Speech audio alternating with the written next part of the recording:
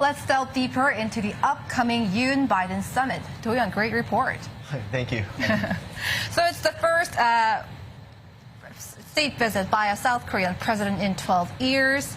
This one marks a 7 decades-old Seoul-Washington alliance. So what does the Seoul's top office say about Mr. Yoon's trip in terms of its significance? Well, I think you hit the point there. It's the 70th anniversary of the two countries' alliance, and they really want to emphasize that, especially amid growing global situations where there are a lot of uncertainties, and the alliance, at least, they want to make sure that the world knows that the two countries have firm relationship. And here, the top office says, it is true, but it's only the second time President Biden has invited another leader for a state visit, and the first one was French President Emmanuel Macron. So that does speak volumes when it comes to the occasion, right? Like how Washington is approaching top office visit this time around. Yeah. Right. And Ambassador, last year, Presidents Yoon and President Biden met in Seoul for the very first time. So what grabbed the headlines was the Allies extending the Allies' extended deterrence. They're bolstering it. So this time, do we expect any updated or upgraded version, given the gravity of the situation? So do you believe it will be similar to or even stronger than a NATO nuclear planning group? I think it will be very similar to a NATO nuclear planning group. There's no question. Extended deterrence is the key issue for the Republic of Korea and our relationship, the United States relationship with our allies in South Korea. So yes, there's no question about extended nuclear deterrence, extended deterrence writ large. I mean, North Korea has gone beyond the pale. I mean, with the Hwasong-18 and ICBMs, solid fueled, that could reach the whole of the United States, and Hwasong, they have going way beyond. So I think it's important for the presidents to make it very clear to all countries, and certainly to North Korea and to China, their allies, and Russia, that the United States and the Republic of Korea are aligned closely and will deter any act, any provocation from North Korea towards the South. That's so important. I think this visit will reconfirm that commitment we have. And as you know better than I, there's some discussion in South Korea about maybe South Korea acquiring their own nuclear weapons. Yes, that's right, yeah. So, I mean, this is a very important issue, and this is not, and many of us, I'm one of them, who believe that that would not be the right thing to do. Nuclear proliferation is not where we want to go, but nuclear deterrence is so important. So I think both presidents have an opportunity of making it clear to the world, but indeed to North Korea and to China and Russia, that this is a firm alliance and that the U.S. is there for the Republic of Korea. Some message there to North Korea, Russia and China. Absolutely. All right. And Doyoung, so what does the presidential office say when it comes to cultural exchanges, as we have seen the previous reports? This at a time when the power of K-content is growing stronger. Meeting President Yoon yesterday, Netflix CEO has rolled out the company's plan to invest $2.5 billion in Korean TV shows and other contents. Right, and that was a surprising moment for a lot of reporters at the press center as well. It was not something that they had seen. Well, presidential office, officials say that the talks between the two parties, the Netflix and Seoul, it's been going on for quite some time. But Yoon does believe in contents, and he wants to push for it. And here's what the Netflix CEO said yesterday on top of what we heard from the report. He said Netflix was confident in Korean content industry, and it was inspired by President's love and strong support for the Korean industry. And President Yoon labels himself as the #1 salesman of the country, and I guess in that aspect, this has worked. And this is not going to be the only time that President Yoon meets with content leaders. We have a forum that will have Paramount, Warner Brothers, and NBC Universal, and some Korean companies. They come together for a forum, and this was invited by the American Motion Pictures Association, something that doesn't really happen when a summit happens, right? Like when a leader comes from another country, the American Motion Picture doesn't try to host a forum. But so this does talk a lot about the Korean content and its influence in the global market. Yeah. What a chance for the Korean content. Right. And Ambassador deterrence, so beyond Korean Peninsula, Russia and China recently protested against President Yoon's comments during an interview with Reuters, on Ukraine and Taiwan.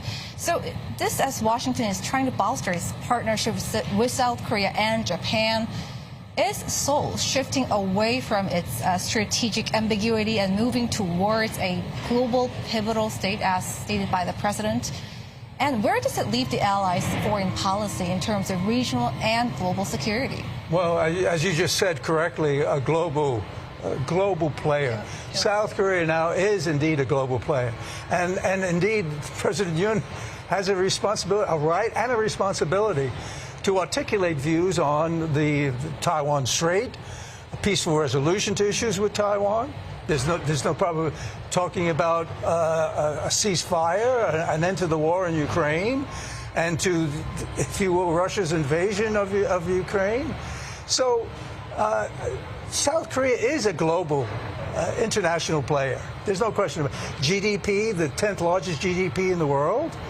And I think President Yoon is doing, and I think with this visit with President Biden, it will reconfirm that international status of the Republic of Korea, which is so important, and thus the necessity for the President Yoon, to speak about global issues. And it's not a question of just aligning with the, yes, there's a close alliance with the United States. We talked about the Korean War a few minutes ago. Of course, this relationship has been, the crucible of the Korean War has forged a close alliance. And I think this is important for China and Russia to understand and to appreciate that President Yoon will continue to talk about issues that affect all nations. But indeed, certainly South Korea and the United States, but all nations. All right. And speaking of that, what are the odds that South Korea officially joins the Quad or G7 and becomes G8? Well, I hope South Korea becomes part of the G7 and becomes a G8. South Korea becomes a G8. There's Russia no question was about that. Previously. No question. Yeah, So with the 10th largest GDP, it makes perfect sense. The Quad is something else. The Quad, China and Russia view it as a security alliance. So obviously President Yoon and the leadership in South Korea will be looking at, well, how is that viewed? My personal view is I think South Korea should join the Quad. That's my personal view. However, I think President Yoon has to look at relations with China. The largest trading partner with the Republic of Korea is China, and so forth. So there is some question of ambiguity on that issue. How will South Korea join the Quad? Again, I do believe they should. But for the G7, there's no doubt in my mind South Korea should be a member of the G7 to make it a G8. All right. And before we let you go, Toyon, on top of security issues, so what matters for both countries is economic cooperation, ranging from business, supply chains, and high technology. So what would be key takeaways from today's Korea-U.S. Business Roundtable and President Yoon's visit to NASA amidst this global technology race? Right, and the two countries, as much as we have North Korean issues, have been trying to expand their cooperation in economy, right? And so, like the business roundtable that's coming up, we have 30 leaders from both countries. This includes Samsung, LG, Hyundai Motor, and Lotte groups.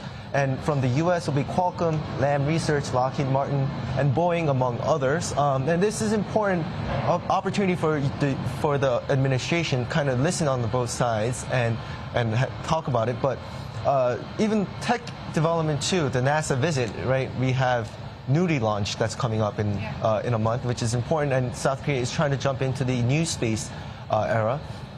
But I think the key takeaway here is the numbers, right?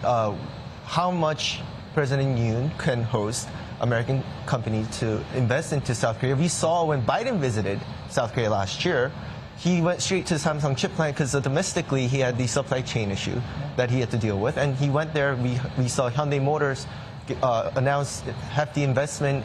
So maybe it'll be the other way around this time around. And we saw Netflix already do that. And we have more opportunities to hear about it coming up. So for him to go back, it'll be the numbers, I would say. That's the most important because tech development is so hard to explain. But when you come home with numbers, he'll be welcomed back. Well, while you were speaking, what came up to my mind was that Korean chip makers are keeping close tabs on the U.S. Chips and Science Act. And the Korean EV makers, like big names like Hyundai and Kia, their eyes are on this U.S. IRA, Inflation Reduction Act. So what do you say on that? So what does the presidential office say on that? I think they definitely have made some efforts.